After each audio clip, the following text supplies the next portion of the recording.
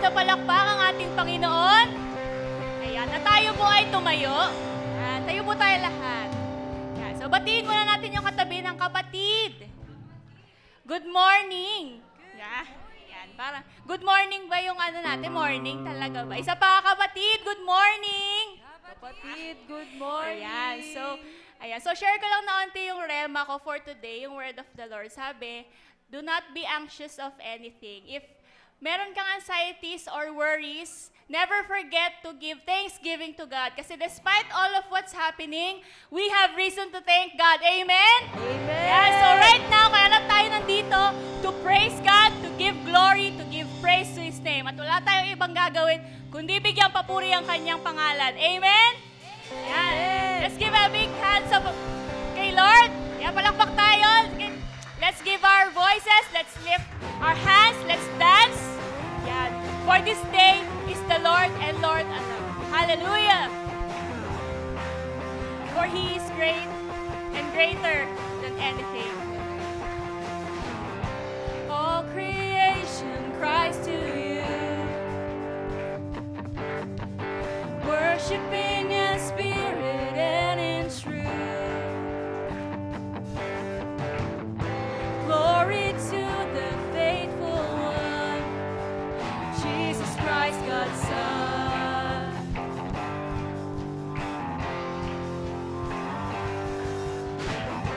All creation gives you praise. You alone are truly great. You alone are God who reigns for eternity. Yeah. God is great and His praise fills the earth, fills the heavens, and your name will be praised through all the world.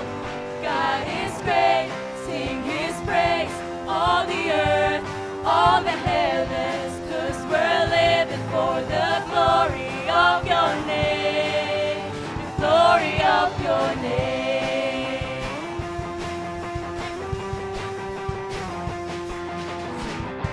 All to you, oh God, we bring. Jesus, teach us how to live. Let your fire burn in us, that all may hear, that all may see. God is great, and His praise fills the earth, fills the heavens, and your name will be praised through all the world. God is great, sing His praise, all the earth, all the heavens, 'cause we're living for the glory of your name. God is great, God is great, and His praise fills the earth, fills the heavens, and your name will be praised in all the world. God is great, sing His praise, all the earth, all the heavens, 'cause we're living for the glory of your name, the glory of your name.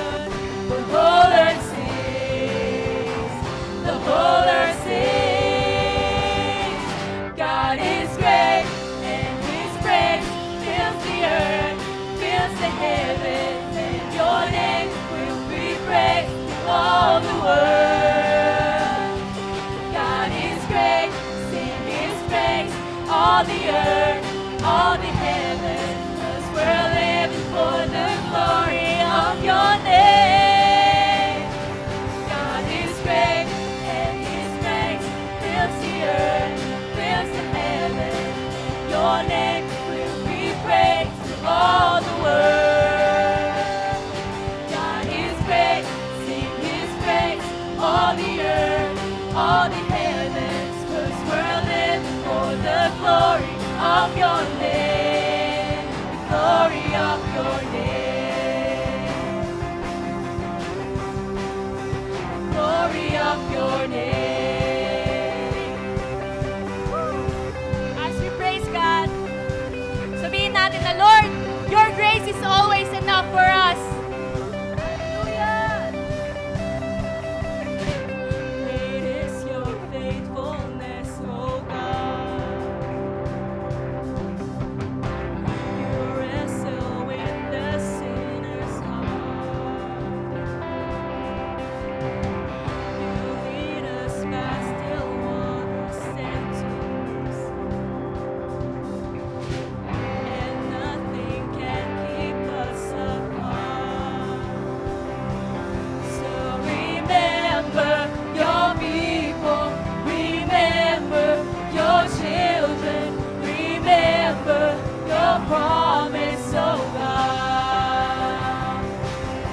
Your grace is enough, your grace is enough, your grace is enough for me. Great is your love, great is your love and justice, God. You use the weak to lead the strong, the weak to lead the strong. You lead us in the song of your salvation, and all your people sing along. So remember your people, remember your children, remember your promise, oh God. Your grace is enough, your grace is enough, your grace is enough for me. Your grace is enough, your grace is enough, your grace is enough for me. Sing it out, so remember your people, remember, Lord, your remember us, children, remember your children, remember your people, promise, oh remember your God. promise to us.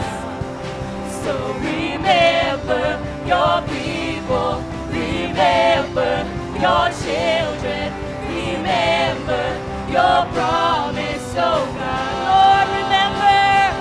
So remember your people, remember your children, remember your promise, oh God. Shout it out, your grace is enough, your grace is enough, your grace is enough for me.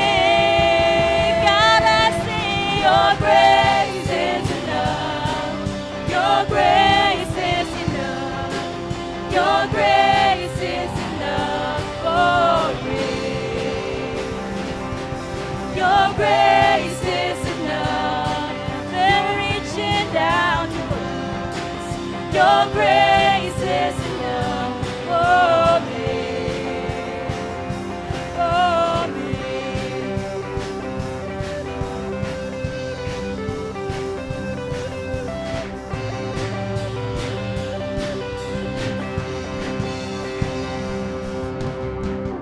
Hallelujah, Lord.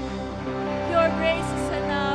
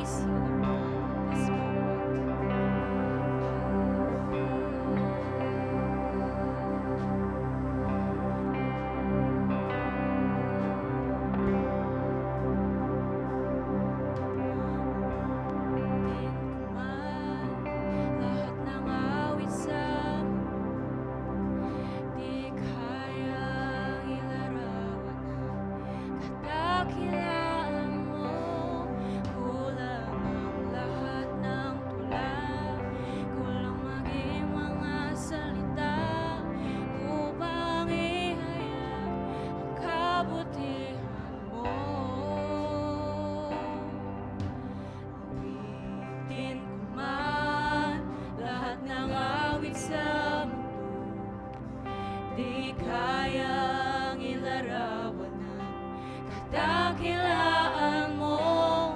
Kulang ang lahat ng tula, kulang maging mga salita upang ihayag kabutihan mo. Wala kang katulad,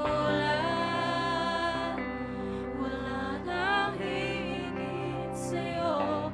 Wala kang katulad, wala nang papantay sa'yo.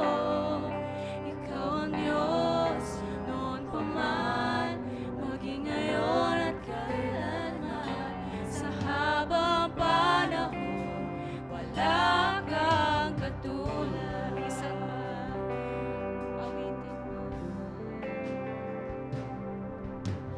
Awitin ko man lahat ng awit sa mundo, di kayang ilarawan ang kadakilaan mo. Kulang ang lahat ng tula, kulang maging mga salita upang ihayag kabutihan mo.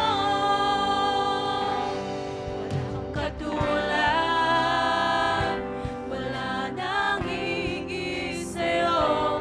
Wala kang katulad, wala nang papantay sa'yo. Ikaw ang Diyos noon pa man, maging ngayon at kailanman. Sa habang panahon, wala kang katulad. Wala kang katulad, wala nang higit sa'yo. Wala kang katulad, Diyos, wala nang papantay sa'yo. Ikaw ang Diyos noon pa man, maging ngayon at kailanman. Sa habang panahon, wala kang katulad. Wala kang katulad, wala nang higit sa'yo. Wala kang katulad, wala nang papantay sa'yo. Ikaw ang Diyos noon pa man, maging ngayon at kailanman. Sa habang panahon, wala kang katulad. Wala kang katulad,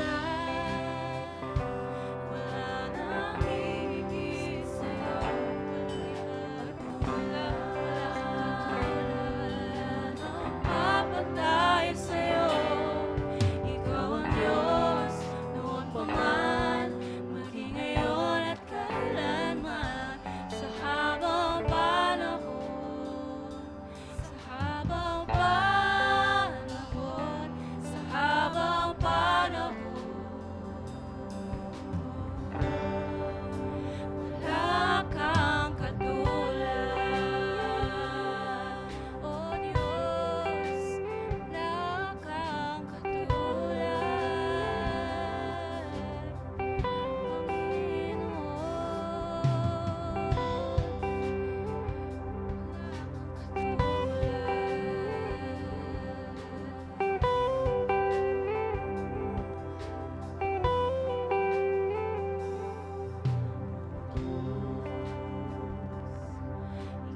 Tunay na dakila sa mundo. Ikaw ay nagmahal ng tulad ko. Ginawa mong lahat, pag-ibig ay tapat at wagas. O Diyos, wala nang papantay sa kabutihan mo. Ang alam mo'y itataas sa buhay ko. Sundin ang loob mo, iparinig ang nais mo. Sa lahat ng panahon, Diyos ka sa amin. Sa lahat ng oras, nariyan para sa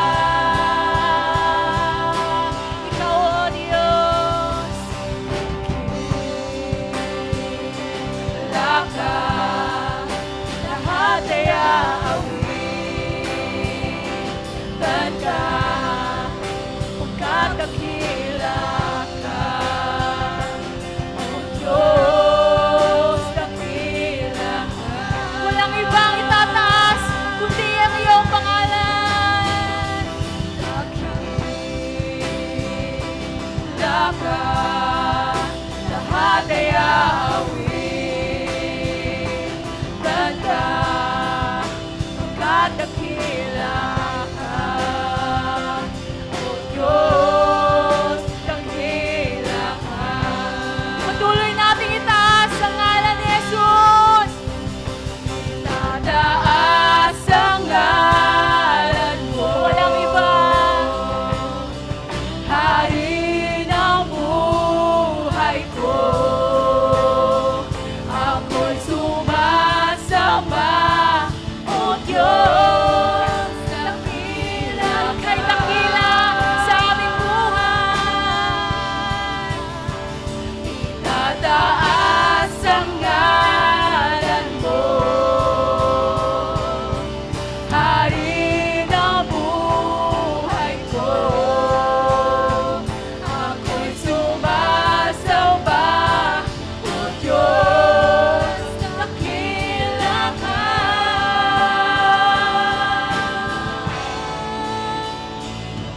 Sa lahat ng panahon, Diyos ka sa amin. Sa lahat ng oras, nandiyan para sa amin. Panginoong Jesus, purihin ka, dakilain ka sa buhay ko. Di nababago, Diyos ka sa amin. Kaming sandigan, nariyan para sa amin. Panginoong Jesus, maghari ka, magliwanag ka sa buhay ko. Sa lahat ng panahon, sa lahat ng panahon, Diyos ka sa amin. Sa lahat ng oras, nariyan para sa amin. Panginoong Jesus, purihin ka, dakilain ka sa buhay ko.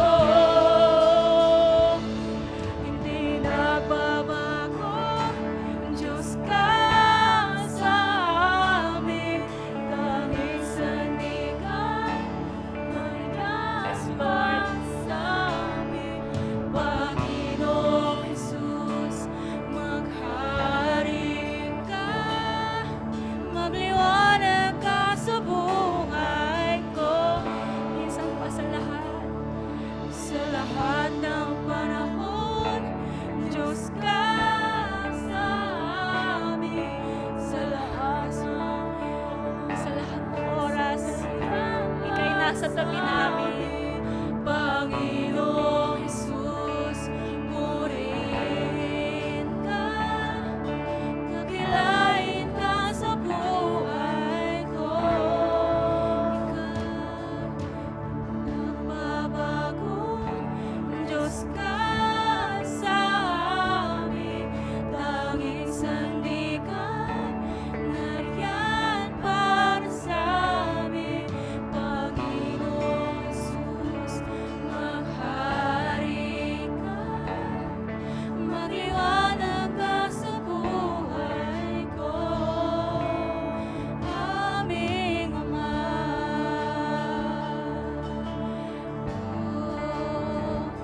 Sa lahat ng panahon, Ikaw, O Diyos, ay di nagbabago sa lahat ng panahon. Sige, pasalamatan natin ang Panginoon dahil sa lahat ng panahon, sa lahat ng oras, nandyan siya. Hindi siya nagbabago.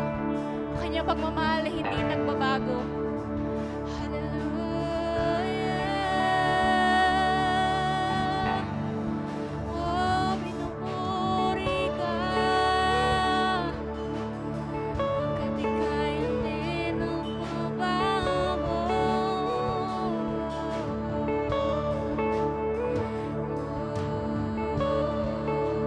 Sa lahat ng panahon, Lord, sa lahat ng oras, na kami nangangailangan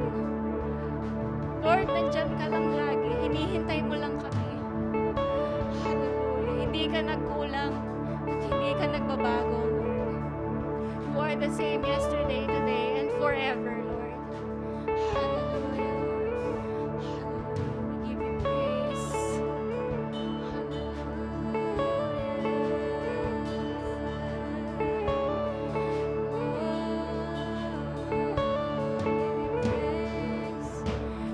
you glory. We give you praise.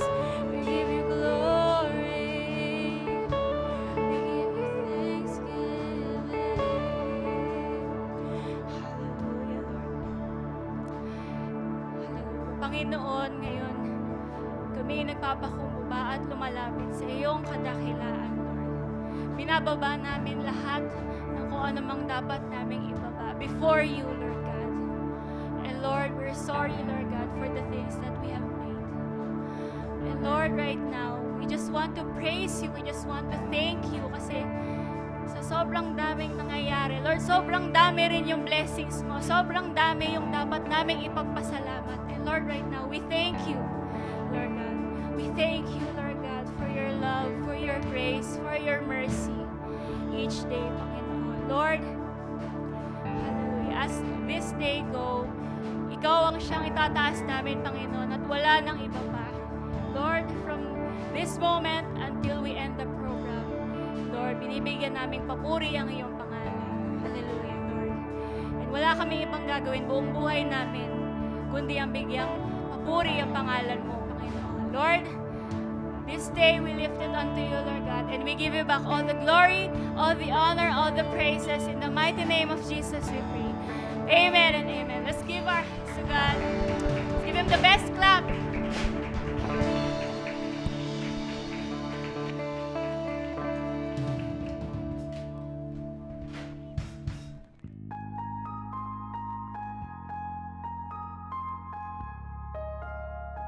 Hello, good morning. Good morning po, yan. Tinitingnan ko kasi maraming upo ang wala dito kaya maraming absent sa banda rito. Dito medyo Anyway, isa pong karangalan na atin pong ipakilala ngayon. Hindi po ako magsasalita ngayon. Hindi pa ngayon.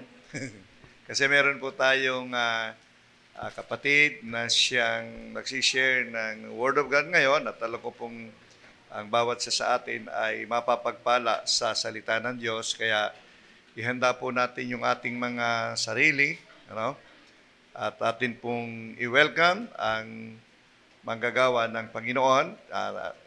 Alam ko po sa karamihan, kilala naman natin sila, maliban siguro yung ibang mga baguhan. So, ang atin pong pastor ngayon na magsasalita ay walang iba, kundi ang aking kaibigan, kumpari at mentor. Ayan, Pastor Jackie. Pastor po ito ng Teresa Foursquare Gospel Church. So, welcome po natin. Yan. Magandang umaga po sa lahat. Pinagpalang araw sa mga nakangiti. Sa mga nakangiti lang po ha. Sa mga nakangiti lang, sinisigurado ko lang sa mga nakangiti lang. Mapagpalang araw po sa lahat na nakangiti ngayon. Oh, di ba? Maaliwalas. Pag tayo po yung nakangiti, ay umaaliwalas ang kapaligiran. Pwede po bang luminga po tayo nakangiti habang tayo po tumitingin sa iba natin mga kapatiran? Ngiti lang po, ngiti lang. Tapos merong whisper na, mahal ka ng Diyos. Mahal ka ng Diyos habang nakangiti. Sige po, sige po. Ayun, oh. Amen. Praise the Lord.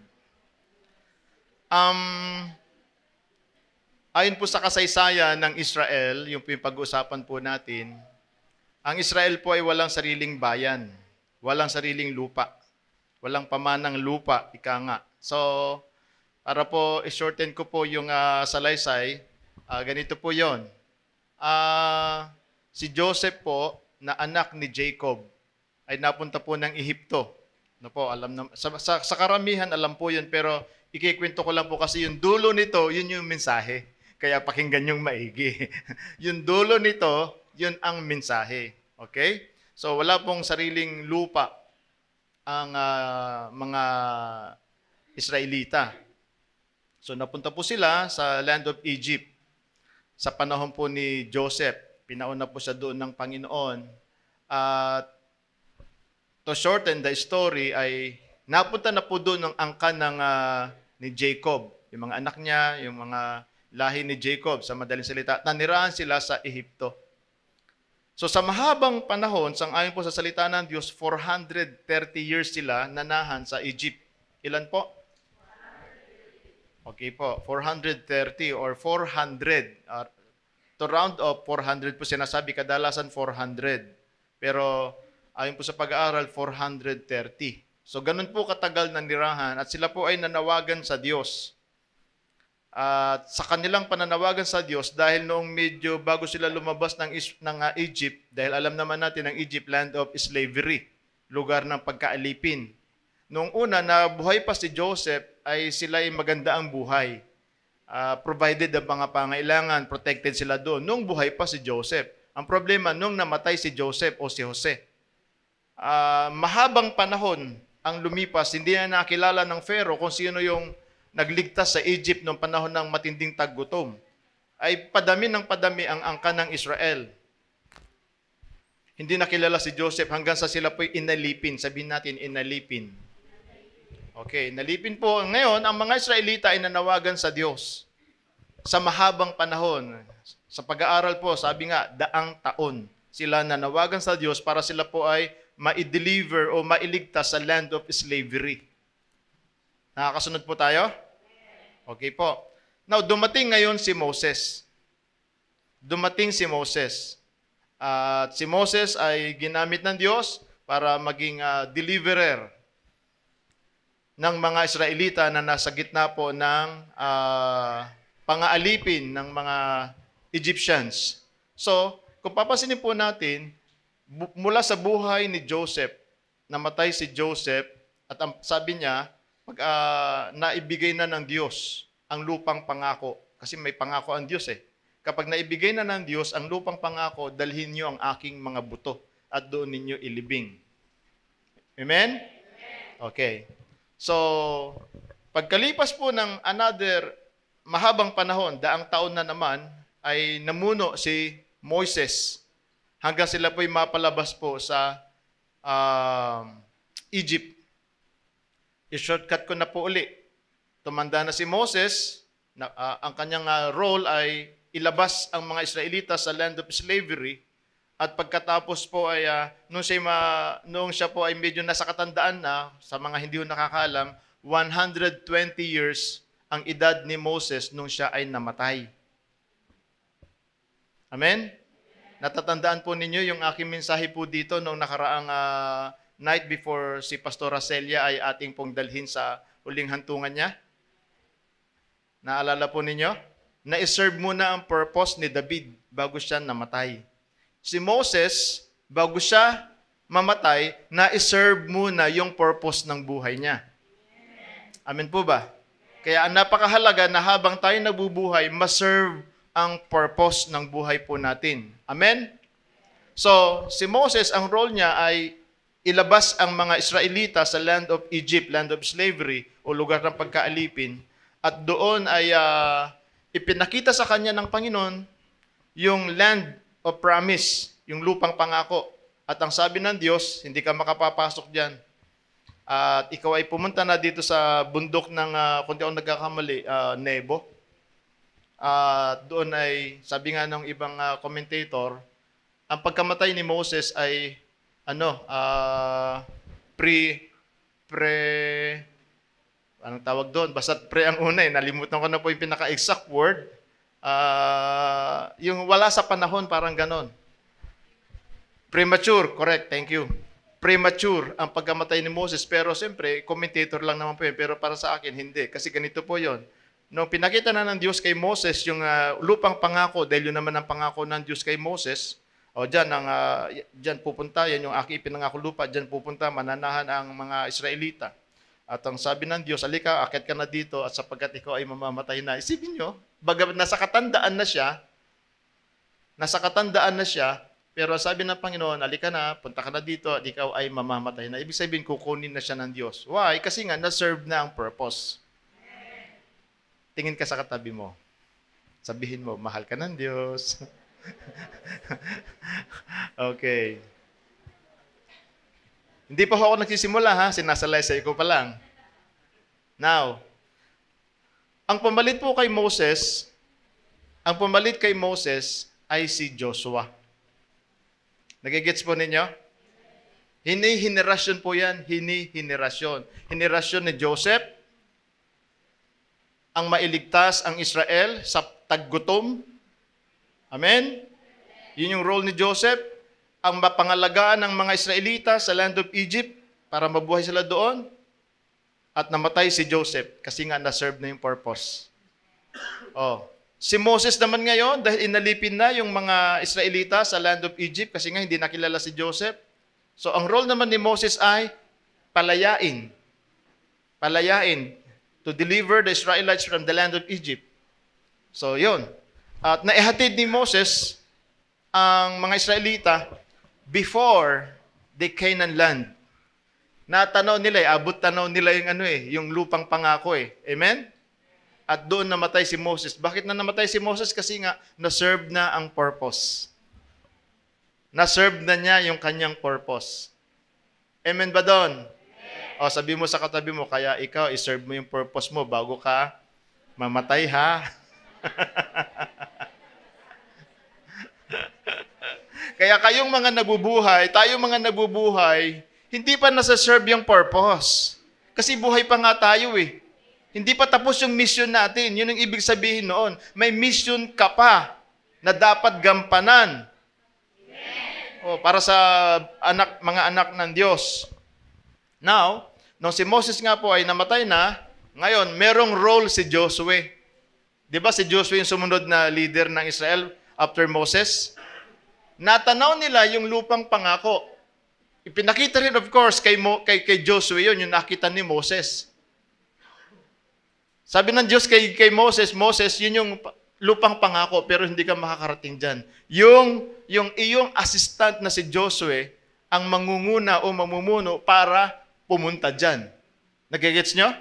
So, ang role ngayon ni Joshua ay ihatid ang mga Israelita doon sa lupang pangako.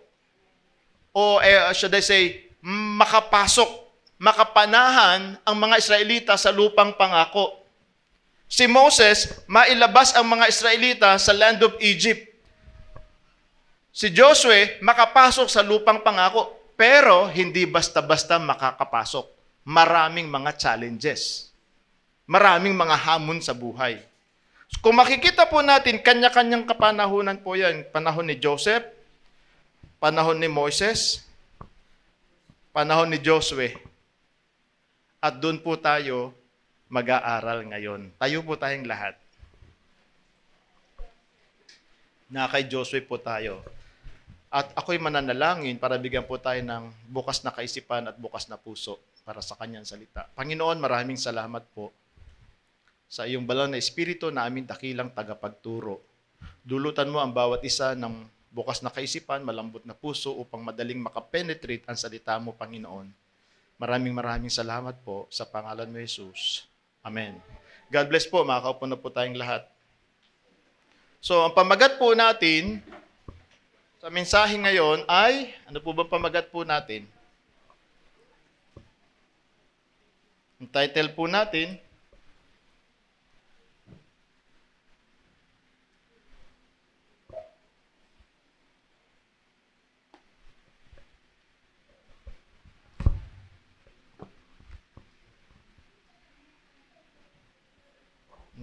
natin, please.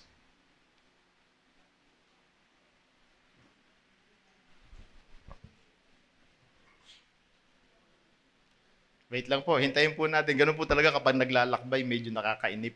Naglalakbay po kasi tayo Ayan na po, hintayin po natin. Ayun. Pakibasa po. Mga lalaki lang po magbabasa, begin! Mga babae, napansin po ninyo, nung mamatay po si Joseph, yung mga Israelita hindi huminto. Pwede nilang inisip paano na yan, patay na si Joseph. Pwede bang isipin po na, posible po na inisip na, naku, patay na si Pastora Celia, paano na tayo ngayon? Lalo na yung mga kababaihan, di ba? Tuloy lang sila Sabihin po natin, nung mamatay si Joseph, ano pong ginawa nila? Tuloy lang. So nagtuloy po sila at hanggang doon kay Moses. Nung mamatay si Moses, hindi rin po sila nag-stop. Hanggang pananaw na lang sila, hanggang tanaw na lang sila doon sa lupang pangako. Anong ginawa nila? Yung iba, hindi yata nag-almusal Ano? Tuloy lang. Okay. Nung panahon na ni Joshua, kung si Moses dumaan sa Red Sea, si Joshua ay dumaan po naman sa Jordan River. Tumaas po yon at nakalagpas po sila. Now, buksan po natin ang Joshua chapter 24. Ito po ang ating mensahe dito. Ito po ang sabi. Ito yung kagandahan ngayon ng technology, no? Ito po, nasa harap na po natin ng Bible, no? Basahin po natin, begin.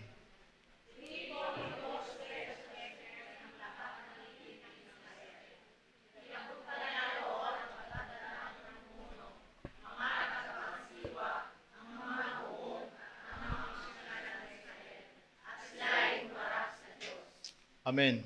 Babasahin ko po sa English. Ito po ang sabi.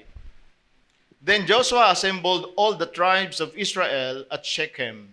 He summoned the elders, the leaders, judges, and officials of Israel, and they presented themselves before the Lord. Let us personalize the Bible. Medyo papalitan ko lang po yung mga terminologies, Then, Pastor Y assembled all the family of LCC. Nagets nyo? Today. At Life in Christ Foursquare Church. He summoned the councils, elders, department heads, workers, officials of LCC. And they presented themselves before God. Amen. Ito po yun. Now, ito pong si Joshua, kung papansinin po ninyo, ito pong chapter na to, ito po yung last chapter ng Joshua. Yung first chapter of Joshua, yung chapter 1 ng Joshua, yun po yung pagkamatay ni Moses, then Joshua na. Yun na yung salaysay ni Joshua. Upang pumasok sa lupang pangako. Nakakasunod tayo. So, chapter 1 po yun. Chapter 2, chapter 3, chapter 4. So, mga labanan po yan, kung paano yung at kung ano pa yung mga pinagagawa po nilang paglapit sa Diyos, etc. At kung ano-ano, hanggang sa sila ay makapasok sa promised land. At ngayon yung chapter 24, ito po yung malapit na ring mamatay si Joshua. Kasi nga, kanya-kanyang panahon yan Amen po ba?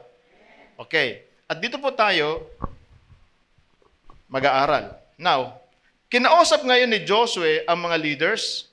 Okay. Kinausap ni Joshua ang mga council, ang mga elders, department heads, cell leaders, at kung sino-sino pa mga workers ng family o ng church natin ngayon. Now, sabi ni Joshua sa chapter 24 verses 15 to 16. Sige po, pakilabas po natin.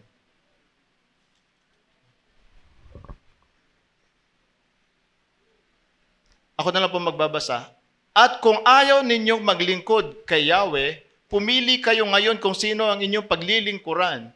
Ang mga Diyos na pinaglingkuran ng inyong mga ninuno sa Mesopotamia o ang mga Diyos ng mga Amoreo na sinasamba dito sa lupaing inyong tinitirhan. Ngunit para sa akin at sa aking sambahayan, kay Yahweh kami maglilingkod. Verse 16. Sumagot ang bayan, hindi namin magagawang talikuran si Yahweh at maglingkod sa ibang Diyos. Ito po yung napakagandang sagot ng mga Israelita. Ang pamagat po natin ay tuloy lang. Sa iba't ibang mga karanasan po ng LCC, dapat po lamang na ang LCC ay magtuloy. Sabi po natin ng malakas, tuloy lang. Siyempre, fresh pa po sa atin. Si Pastor Racelia, na isang pinakamamahal po natin po dito, namatay. Siyempre, medyo nagmumorn pa rin po tayo ngayon, nagdadalamhati. Pero, ayon po sa title natin, anong dapat natin gawin? Sabihin po natin. So ngayon, malapit nang mamatay si Joshua. At kinausap niya ang lahat ng mga tao, mga leaders po ng Israel. Sabi ni Joshua, ako at ang aking sambahayan sa Diyos lang maglilingkod. Amen. Ibig sabihin, tutuloy lang sila ano't ano man ang mangyari. Ang kanyang sambahayan, si Joshua mismo, at saka yung sa kanyang sambahayan, sa isang Diyos lamang sila maglilingkod. Sa Diyos na buhay. Tawag dyan po si Yahweh. Sa New Testament po, Yahweh means Panginoon. At si Jesus Christ ang tinutukoy, ang ating Panginoon. So now, ang sabi po dito, yung number 1 ko po dito, ang mga tao na kinausap ni Joshua ay ano? Walang balak, talikuran ang Diyos. Say amen. So, hinamon ni Joshua, kinausap ni Joshua, ang mga Israelita na noon ay nasa lupang pangako na, nakamit na po nila yung kanilang minimiti. Pero may mga challenges pa din. Kaya lang, papatay na noon si Joshua. Malapit na siyang mamatay. Kaya kinausap niya ang mga leaders. Kaya kayo mga leaders, mga narito po ngayon, mga members ng LCC, kinakausap ko din po kayo ngayon dito. Kung ako, si Pastor Y, at ang kanyang pamilya, sa Diyos lang maglilingkod. Kayo ba? Sa Diyos lamang natin kayo maglilingkod kahit ako'y wala na? Ang sagot ng mga tao, opo, sa Diyos lang kami maglilingkod. Palapakan natin ang Panginoon. Kung sakali man, bagamat hindi, kung sakali man si Pastor Racelia ay nakatingin ngayon from heaven, she's looking down from heaven, down to earth, sa LCC, sino kaya dito talaga ang maglilingkod sa Diyos kahit wala na ako? Ngayon, pakitaas nga kami kung sino talaga ang magtutuloy-tuloy maglingkod sa Panginoon. Amen? Amen? Sabihin natin, ako po yun. Ayon, amen. Praise God. So katulad po ng mga Israelita, sila'y walang balak. Sila'y walang balak talikuran ang Diyos. Na kung saan sa kanila ay sumubaybay, umalalay, at gumabay. Ni hindi sumagi sa isipan ng mga Israelita. Kaya lang si Joshua bilang leader, nag-aalala siya. Baka kasi pag namatay na siya, mag-alisan o huminto sa paglilingkod sa Diyos na buhay o sasamba sa mga Diyos-Diyosan. Nagigets ho ninyo? Kaya nga nilinaw ni Joshua, kayo ba? O ngayon, pumili talaga kayo. Saan at kay nino talaga kayo maglilingkod? Pero kung ako ang tatanungin ninyo, sa Diyos lamang ako maglilingkod at ang aking pamilya sa mamatay man o sa mabuhay. Kayo, kay nino kayo maglilingkod? Ang sagot ng mga tao, ano?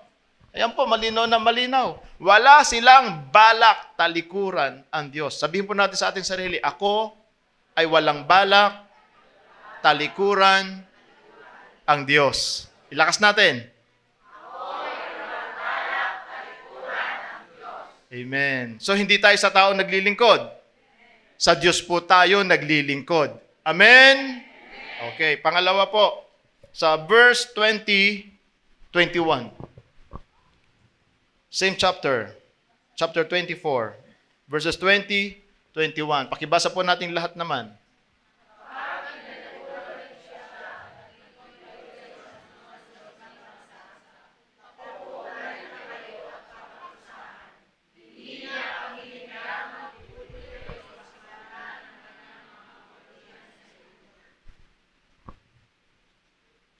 Po.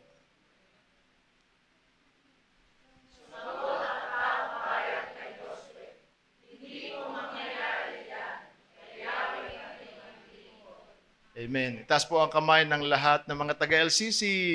Amen. Iwagayway. Ako ay naninigurado lang. Kay nino kayo maglilingkod? Kay nino? Ilakas po ninyo, hindi ko kayo naririnig. Amen. Sa Panginoon lang po tayo maglilingkod at hindi sa iba. Amen po ba? So meaning, walang hihinto. Tuloy lang. Sabihin po natin, tuloy lang. O, yung mga nagpapaawit dito, yung mga tumutugtog dito, tuloy lang. Amen? Yung mga nagse-cell group, yung mga nagba-Bible study, tuloy lang. Yung council, yung elders, department heads, ay, hindi ko kayo naririnig. O, yung mga nagpe-prayer meeting, yung mga nagsisimba. Tuloy lang. Tuloy lang, di ba? Amen? Ay, parang hindi ko kayo naririnig. So, tuloy-tuloy lang po tayo ha. Sa Diyos lang po tayo maglilingkod. Walang hihinto, walang tatalikod sa Diyos. Pag napasyal uli ako dito, after how many years, andito pa rin kayo ha. Amen. Siyempre, hindi naman ganun katagal. Okay po, pang-tatlo po at panghuli. Oh, ang bilis ah. Pang-tatlo at panghuli. verse 29. Basahin mo na po natin, 29 and to 30. Begin po.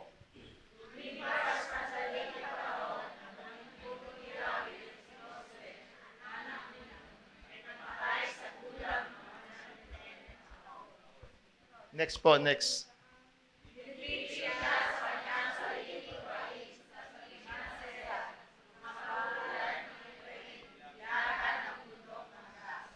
Amen. Nabasa natin na namatay din si Josue, no? Nanatili bang buhay si Josue? O, pansinin mo yung katabi mo. Tingnan mo. Yan, hindi mananatiling buhay yan. Hindi yan mananatiling buhay. Ako, hindi mananatiling buhay. Sino dito ang nakakasigurong mananatiling buhay? Yung, alam niyo yung kahit ang tanda-tanda na natin, gumagapang na lang tayo, gapang, tapos hindi na tayo makakita, hindi na makarinig, pero buhay pa rin tayo, humihinga, butot balat na lang tayo, pero buhay pa rin tayo. Weird, no? Tapos yung iba gusto ang panalangin pag may birthday, sana humaba pa ang buhay mo. Gaano kahaba? Gaano kahaba, di ba? Sana bigyan ka pa ng Panginoon, marami pang buhay, marami pang birthday, gaano kadami? Kaya dapat specific di ba? Bagamat nagkakaunawa naman tayo, medyo may kunting pa-joke lang po doon, pero dapat maging specific po tayo. Lord, salamat po sa mahabang buhay ayon sa iyong kalooban. Lagi may kalooban ng Diyos. Lord, maraming birthday ayon sa iyong kalooban. Baka kasi napakahaba na, hindi pa matay. Okay, so si Josue po, namatay na din po. Si Joseph, namatay. Si Moses, namatay. So malapit na rin mamatay si Josue. Kinausap na yung lahat ng tao, yung mga leaders, at saka siya po ay namatay. Kasi tapos nang i-serve yung purpose. Amen? Nasa loob na kasi sila eh. So ang gusto na lang ni Josue ay manatili sila sa loob at ipaglaban nila yung loob. Actually, marami pa rin po sila ditong kakalabanin kaya may mga judges. Yung susunod sa Josue, judges. Marami pa rin po laban ang mga nagaganap po dyan. Amen. At tayo po, marami pa tayong mga susuungin sa buhay. Kaya tuloy lang po, tuloy lang. Amen? So namatay po dyan si Josue. Pinalakas po niya ang loob ng mga tao. Inilibing siya sa kanyang sariling lupain sa Timnath Serah, sa kaburulan ng Ephraim, Hilaga, sa bundok ng Gaas. Pakibalik po natin sa 29. Meron pang 31 pala, 31 pa please. Yun po yung gusto kong bigyan diin. Hindi ko nasabihin 31. Okay, ito po. Hindi ko po naibigay pala sa kanila yung 31. Babasahin ko na lang po yung 31. Sa verse 31, ito po ang sabi. Sabi po dito, Israel served the Lord throughout the lifetime. Sabihin po natin, lifetime.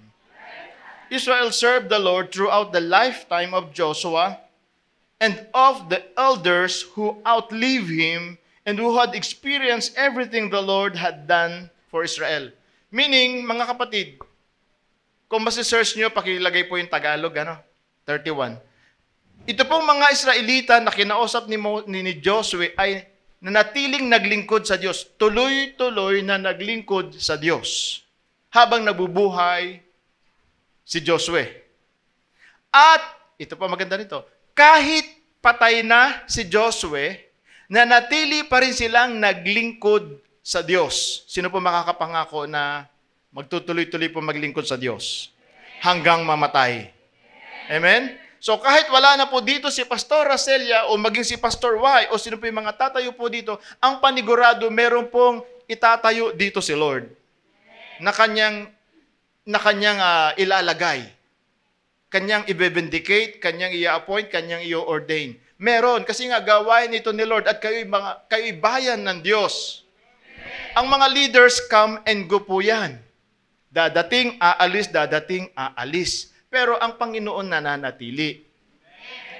So, si Josue po, namatay. Pero ang mga Israelita, tuloy-tuloy ang paglilingkod sa Diyos. Hindi sila huminto. Ang maganda nito, dahil nakausap ni Josue, ang mga Israelita, nung siya'y patay na, yung verse 31, sila'y nanatiling naglilingkod sa Diyos. Yung pananatili na yun, yung title natin, sila'y tuloy na naglingkod sa Diyos. Say amen. So, yung mga kababaihan, UFW, tuloy-tuloy lang po tayo. Yung mga kalalakihan, tuloy-tuloy lang po tayo. Amen. Mga kabataan, tuloy-tuloy lang po tayo. Mga bata, mga workers, mga leaders, tuloy-tuloy lang po tayo. Ilakas na amen. Amen. Palapakan natin ang Panginoon. Thank you, Lord.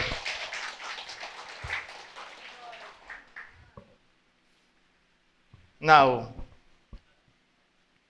ano po bang meron dito? Sabi ko po dito, sila'y nanatiling tapat sa Diyos habang naglilingkod o habang nabubuhay si Josue.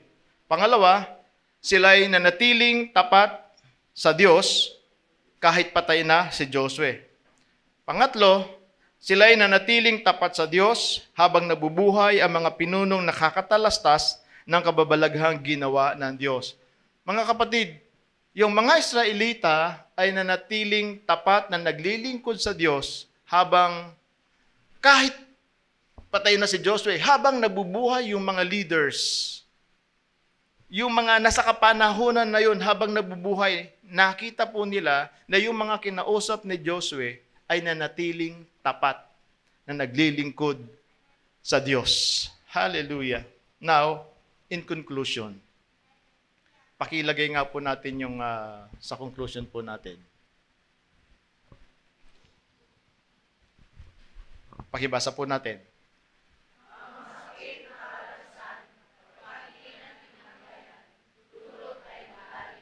Yan. Tayo po, meron po mga challenges sa buhay.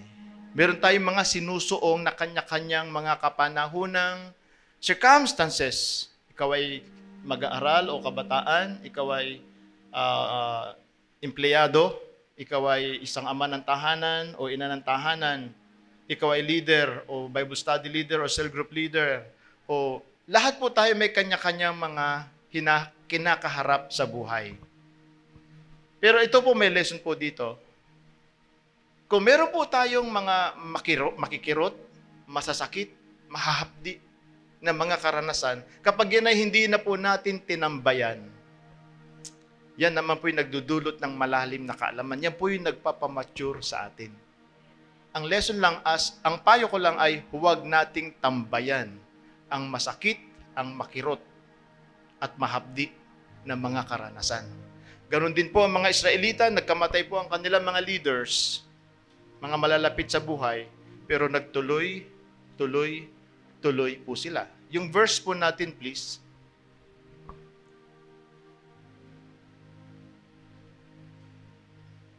Ang sabi po dito, higit na mabuti na doon kay Yahweh magtiwala ako kaysa panaligan yaong mga tao. It is better to put confidence on God rather than to trust in man.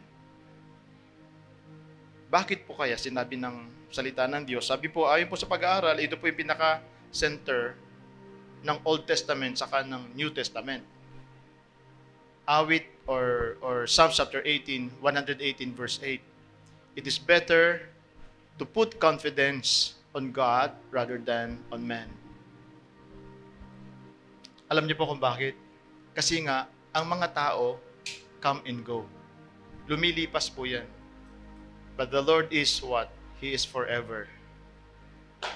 He is the same yesterday, today, and forever. Amen. It is better to put confidence on God.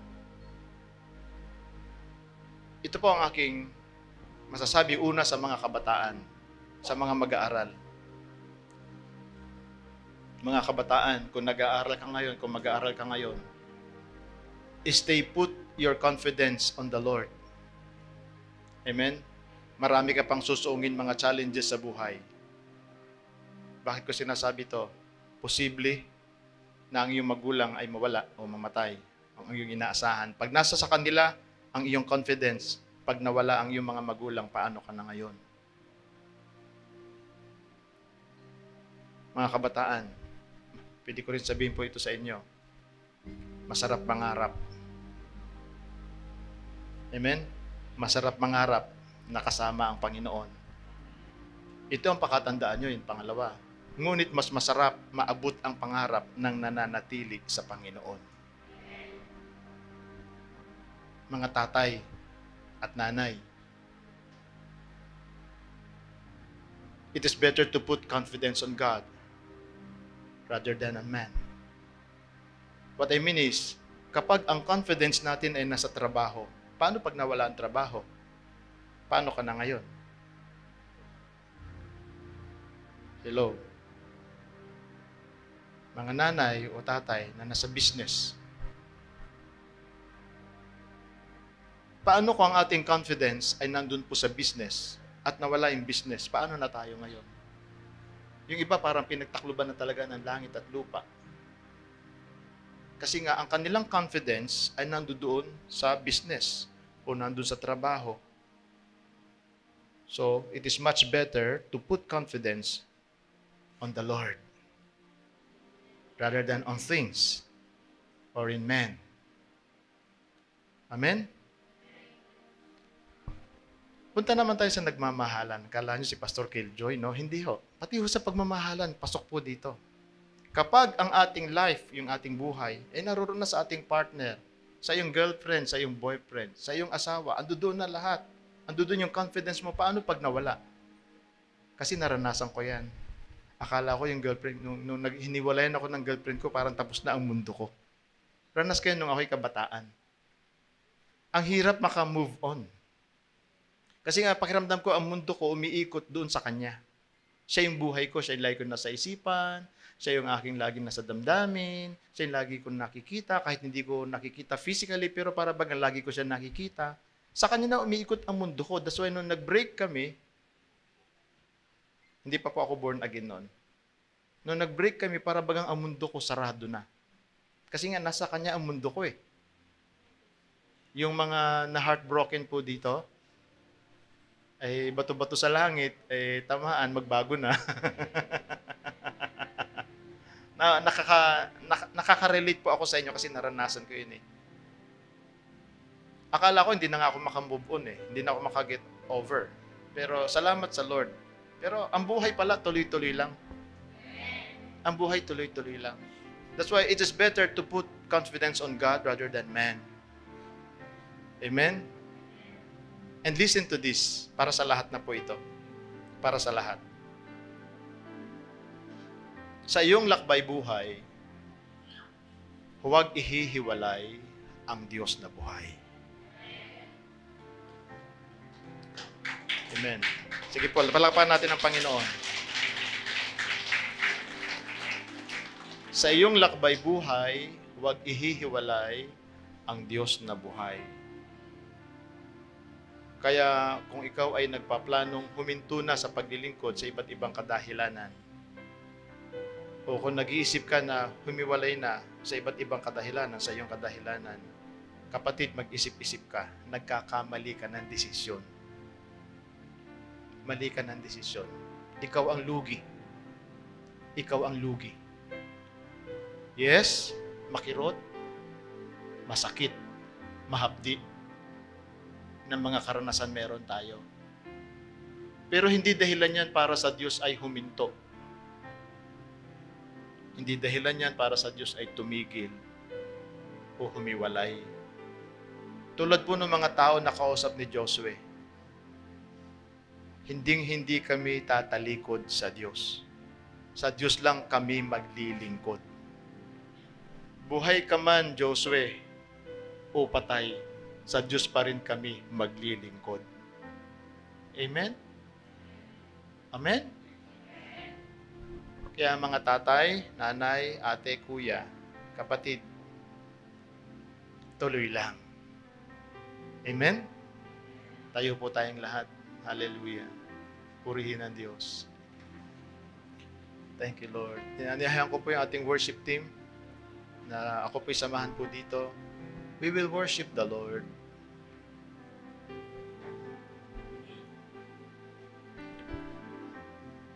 Thank you, God. Now, habang inaawit po natin yung walang katulad, yes, wala talagang katulad si Lord, kaya dapat talagang siyang panaligan. Dapat sa Kanya iukol yung ating confidence. Kasi wala nga siyang katulad eh. Amen? Wala nga siyang katulad eh. Wala makapapantay sa kanya. May ilan sa atin dito, dumanas ka na iba't iba mga suliranin, mga matitindi, na mga suliranin sa buhay. Pero nagtutuloy ka, di ba? Kasi nga, dahil umasa ka sa Diyos. Nanalig ka sa Diyos. Amen. Walang katulad.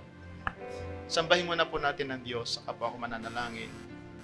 Personal po nating awitan, panaligan, at tayo po'y sumambit ng mga panalangin ng pasasalamat, kahit paglapit sa Diyos o pagsuko.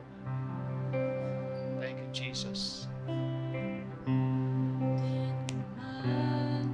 Lahat ng awit sa mundo, di kayang ilarawan ang kadakilaan mo. Kulang ng lahat ng tula, kulang maging mga salita upang ihayag ang kabutihan mo. Awitin ko man lahat ng awit sa mundo, di kayang ilarawan ang kadakilaan mo. Kulang ang lahat ng tula, kulang maging mga salita upang ihayag kabutihan mo. Wala kang katulad, wala nang higit sa'yo. Wala kang katulad,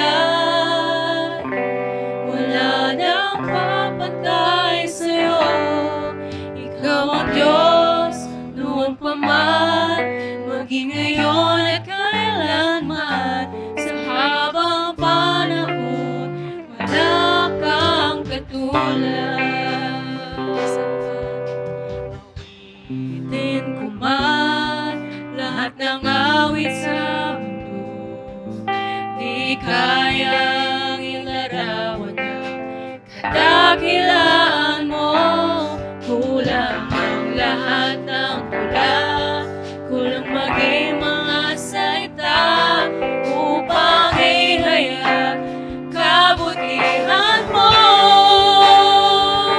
Wala kang katulad, wala nang higit sa'yo. Wala kang katulad, wala nang papantay sa'yo.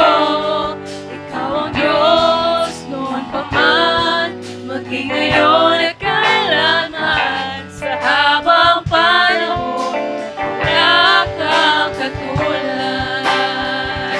Wala kang katulad, wala nang higit sa'yo.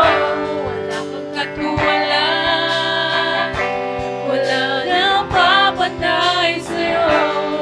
Ikaw ang Diyos noon pa man, maging ngayon at kailanman. Sa habang panahon, wala kang katulad.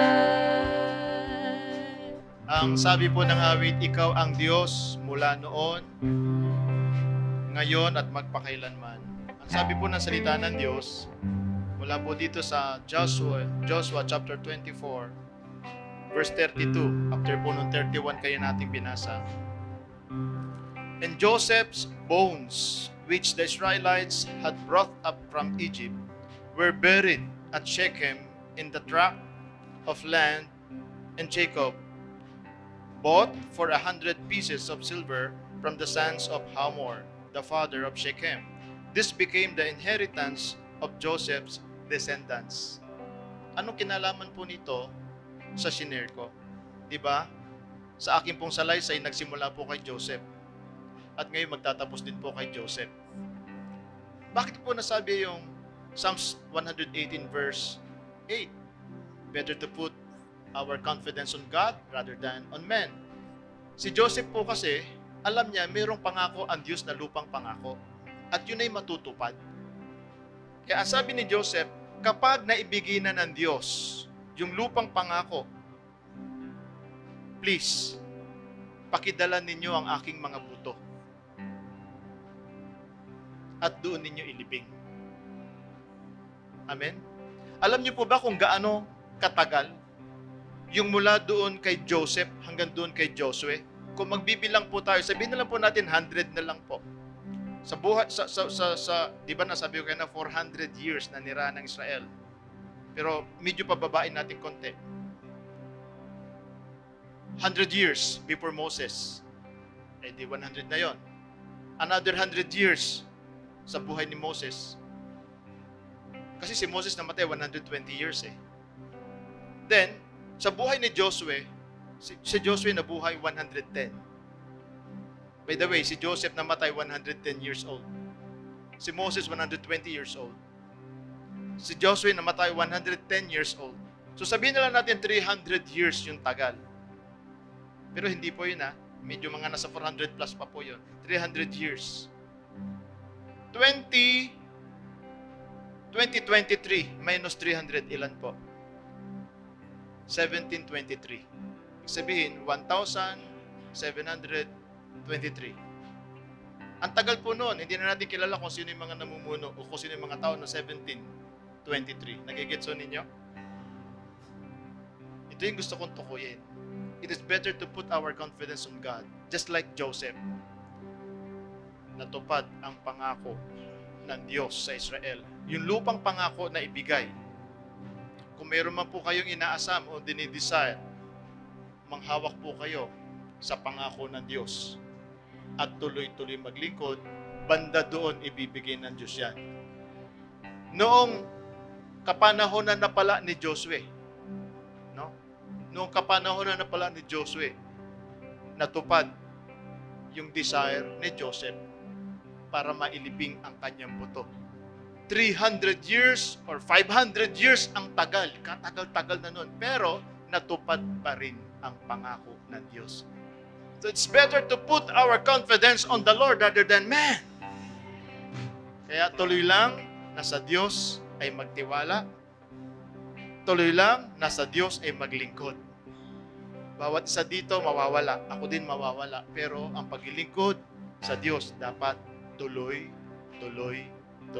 At habang nabubuhay, sa iyong paglalakbay, ang Diyos ay huwag iwawalay. Minsan pa, awitin po natin po yun. Then I will pray. Hallelujah. Let us worship the Lord. I-appreciate natin siya. Wala nang higit sa'yo. We appreciate you, Jesus. We appreciate your goodness.